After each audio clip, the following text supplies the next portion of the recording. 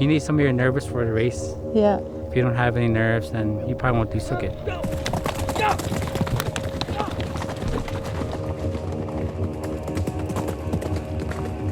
When you're focused, you're coming down a mountain, nothing matters. Nothing. You're not scared to die.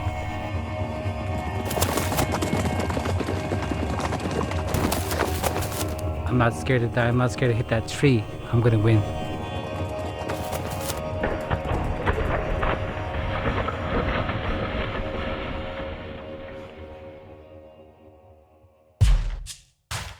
The Aboriginal food that people have come to know was never us. Indigenous cuisine is not Indian tacos. It's not Bannock. It's from this land. Introduce it to the world. Kind of on a journey to reinvent Indigenous cuisine as we know it today.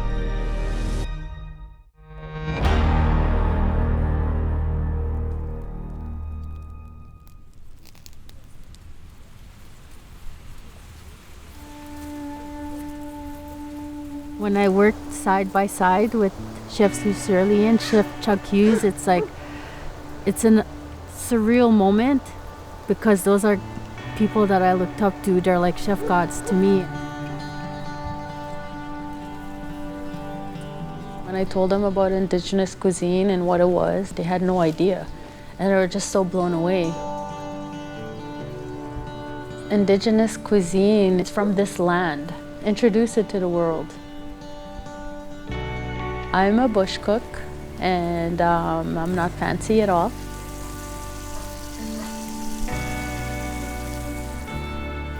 So I serve wild meat because I believe in my culture so much, and I believe in what I eat and what I serve. I'm a strong Anishinaabe woman, and you can't tell me what to do. I want to empower our people. I want to empower our women. Just blaze those trails and not have any fear.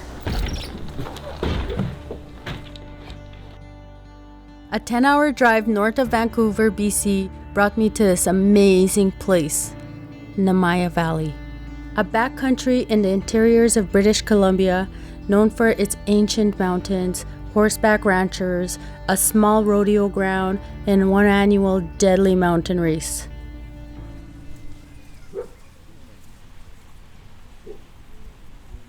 I'm an Algonquin from Quebec, and I've heard that the Chilcotins are not only expert riders, but amazing bush cooks. The first morning I got here and I looked out the window from like where the stove was, and peeping through the bushes, I was like, holy crap, there's a cool ass mountain back there. Like, I have to keep doing what I have to do.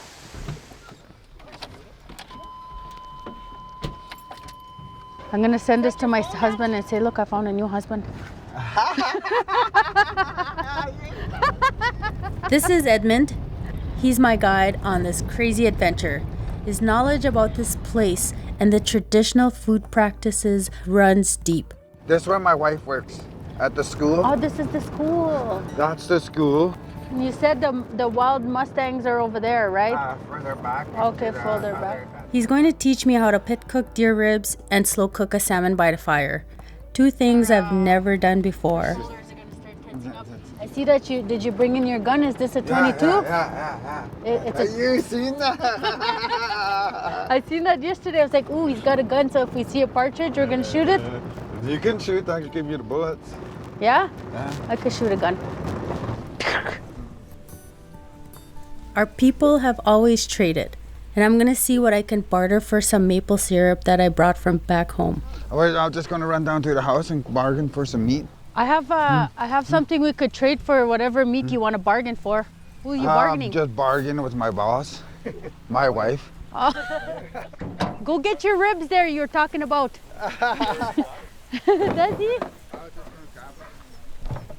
Oh, there was already a bee in there. It's a deer leg. It's a deer leg. Yeah. Looks like the front quarter. That the front quarter of a deer? Yeah.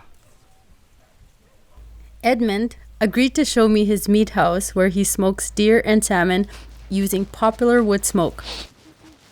I love a guy with a .22 rifle and a smokehouse in his backyard. Ooh, is this your fridge? Okay, let me just... So that way I can see what I'm cutting. We're gonna put it in the fire? Yeah, under the ground. Oh yeah, under the ground. Oh my gosh, this is so cool. Yeah, what kind of meat is this and what part?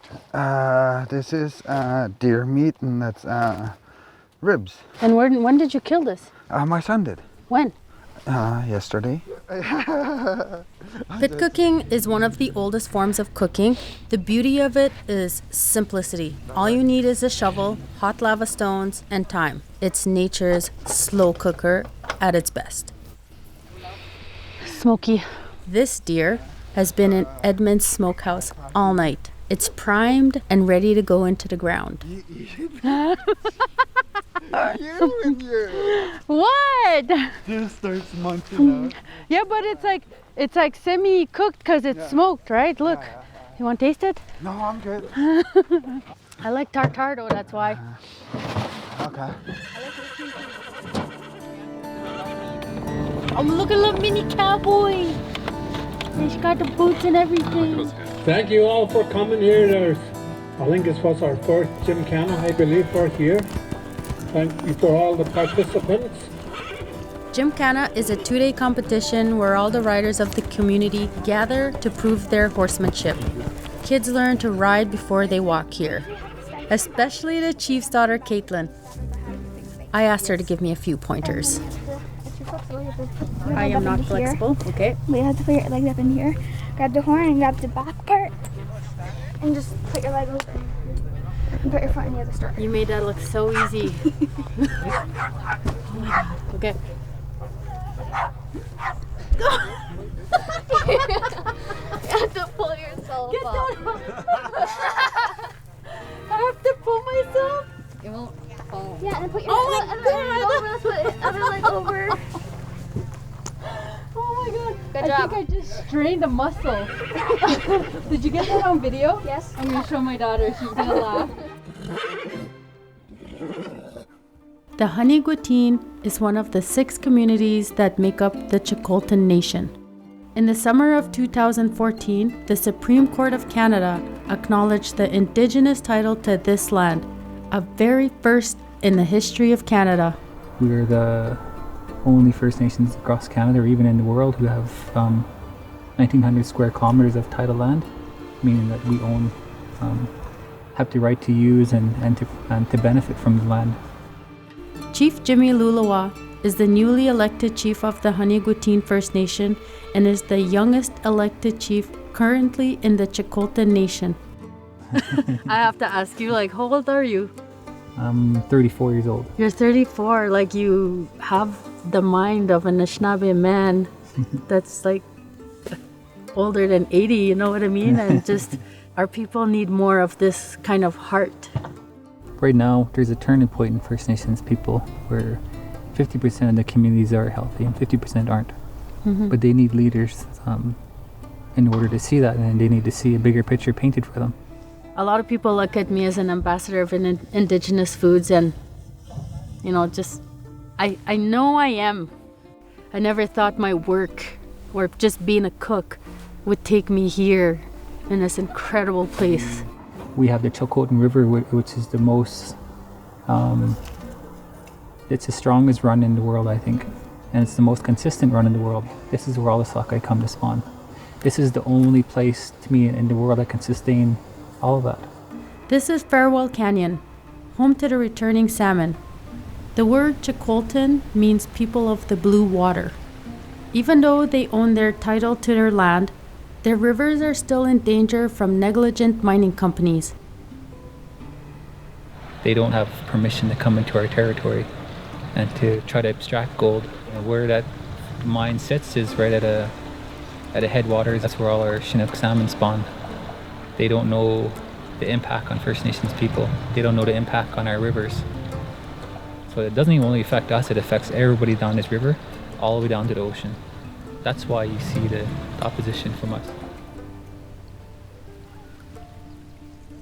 We visited a peaceful protest camp at a sacred ceremonial ground that a mine is trying to get going. The harvest we have is we have some deer meat in there, and we also have some fish. Always look at the different ways they do it. That's beautiful. It smells so good. What else you guys got around here? Nice dry hide that you guys are gonna tan? Along with salmon, deer has always been the lifeblood of the Chilcotin Nation and has played a significant role in sustaining the people of Nemiah Valley. Awesome. And Ooh. some of those like the horn. Some of the horn. This is a big buck. Sorry to cut you off, but this is so cool. Some of the elders usually come up and usually put that in the water and soak it and Scrape it. and then they scrape it and they make moccasins like what you're wearing. Even though they own title to their land, mining companies keep trying to push their way in. By practicing traditional harvesting, the Chilcotins are making sure this sacred land won't be mined again. This is a peaceful protest, but the RCMP still make daily visits. Our salmon, our deer, our moose, all of the other animals that drink the water, eat the food, they all come eventually down to the waterways. That's all going to be affected. We live here, we exist here, we harvest here, we bring our babies here. This is our land and we're not going to go away. It's inspiring to see how the Chilcotin people come together. Where others are fractured, their community is united, and that is their strength.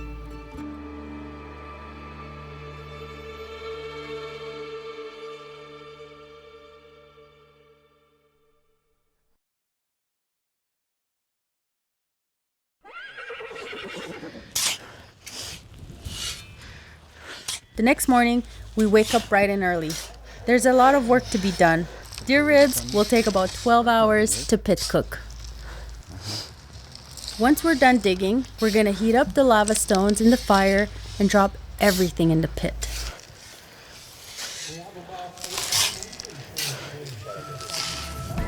This is David Sita, a veteran mountain racer and a pretty good pit digger. He's excited today. This is his son Dax. It's his first time competing in this mountain race. You gotta really want to do it, and you gotta want to win it. And that's the only way you could win this race, is you want to win it. Is this your first time racing? Here, yeah. Here? Oh, okay. Are you nervous? Yeah. Yeah? So mountain race is just an event that shows off our horsemanship, and it's also the lifestyle we got, that we did everything on horses. I mean, there's crazy guys, but you also need a crazy horse. And this one's crazy? Yeah, they're all crazy. They're all crazy? All these ones.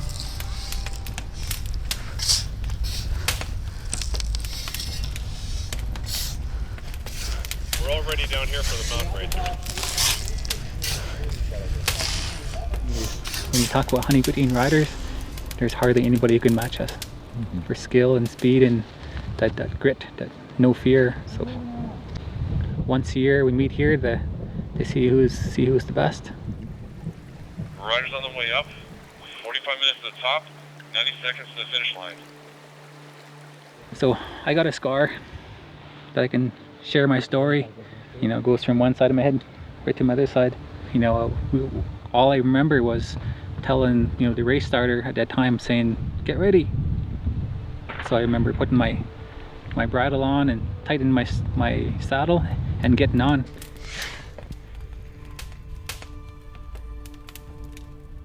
But you see those little deciduous trees there? Probably another 100 feet. On the steep part there, that's where my horse went down. Riders approaching the top. So by the time we get there, I'm at max speed, probably doing at least 70 clicks. Having a big horse, and the horse falling down and falling on me. My leg was broken, my facial was broken. So from my left orbital down to my right cheek, my nose, all this is like a reconstructive facial surgery. Nerve. This is what happens when your adrenaline's coming.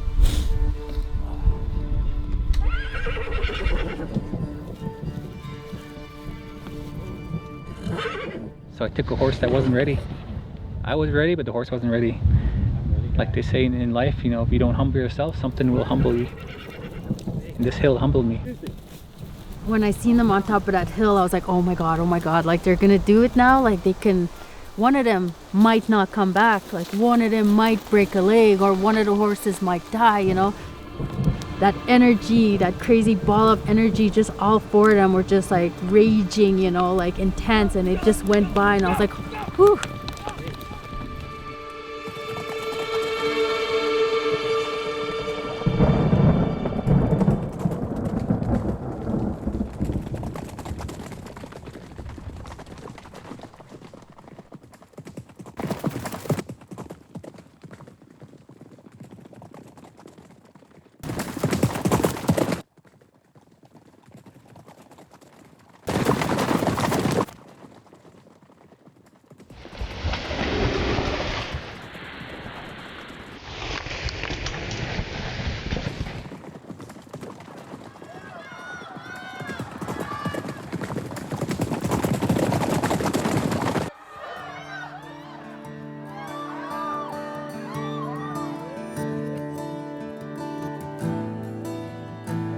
It felt like such a long minute and a half, but at the same time it was happened so quick. Like I thought it was 30 seconds, you know, like it's done. Like, wow, that's how I feel when I cater at, like after 200 people, like just like real energetic. And then all of a sudden when it's done, it's like, whew.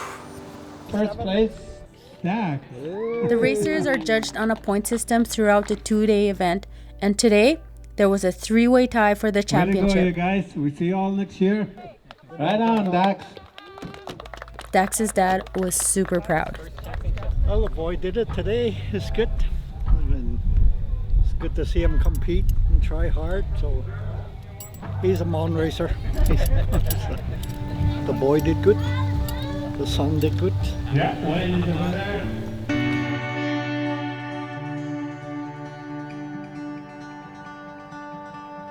I want to empower our people. I want to empower our women. I have a hard time considering myself like really up here, and it just gets hard. Like I've fallen so many times before where I just like fell on my ass and just like felt like I wanted to cry. Sometimes I just like feel really like down because I feel I struggle with confidence. It's just in us. I think that's the reason why like we struggle, not struggle, but what do I say, to prove ourselves. You know, I was doubting myself. Everybody has doubts. That's part of human nature, or not sure if it's just part of being First Nations. Mm-hmm. You'll always doubt yourself. You know, this is an elder I was talking to. So, you know, he looks at me, he goes, were you ready when you had your daughter? I said, well, no, I wasn't even close to ready. And he kind of laughs. He says, well, how do you know you're ready to be a leader? There's no bar, there's no, well, when people select you to be a leader, you're a leader. Ooh, it's nice and hot. Is it hot? Really? You can feel it? Is it hot? Well, I mean, it's nice and warm. It's a good sign. I get really nervous before I serve my food to anyone, you know, because I'm like, what if they don't like it, you know, because I'm putting my heart here. That's the other thing too, where I feel most vulnerable, is when I'm putting myself on that plate, is because like that's who I am, you know. You're about to taste what I do and who I am, and like what Cezin is. Wow. I can tell that Chilcotin people put a lot of pride and love in their food. The way you put energy into your foods, I think that's very important. Like it's such a big difference when you cook with love and you cook with such, you know, respect, and cook with such like honor for a piece of meat. It's just their culture, their tradition. It's like an old method, and we've never done that before, or at least I've never seen my family do that. Now I'm gonna do it, you know what I mean? Like it's pretty awesome. Like the amount of work, dude, man, mad respect.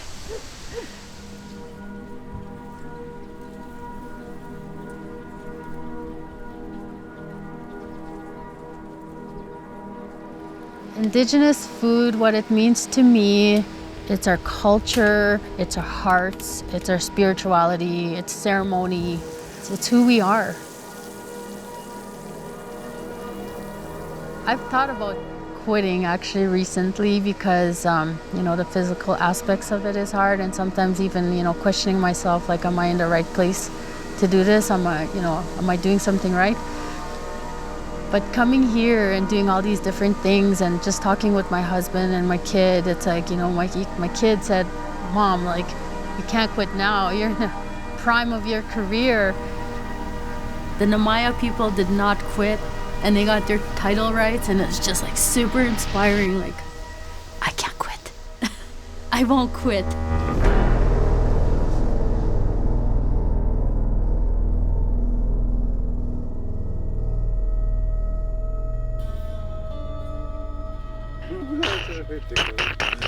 We do this for fun, New Year's, us. Do you guys do that? All right, let's make a bet. First one who hits the can doesn't have to do dishes. My turn. Imagine I get it. Yeah. I'm gonna shoot it like this. Doof.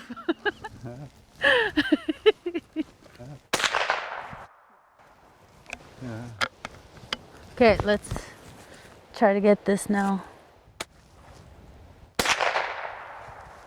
That moved there? Yeah. Should we check it out? Go for it. Okay. You can do that.